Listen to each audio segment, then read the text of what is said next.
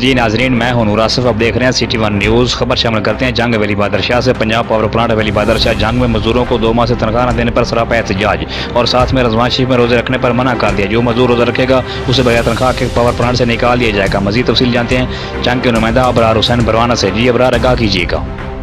جی بالکل، جنگ Punjab power plant حویلی بہادر شاہ جنگ میں مزدوروں کو 2 ماہ سے تنخواہ نہ دینے پر سراپا احتجاج، اور ساتھ میں رمضان شریف میں روزہ رکھنے پر منع کر دیا۔ جو مزدور روزہ رکھے گا اسے بغیر تنخواہ کے پنجاب پاور پلانٹ حویلی بہادر شاہ سے نکال دیا جائے گا۔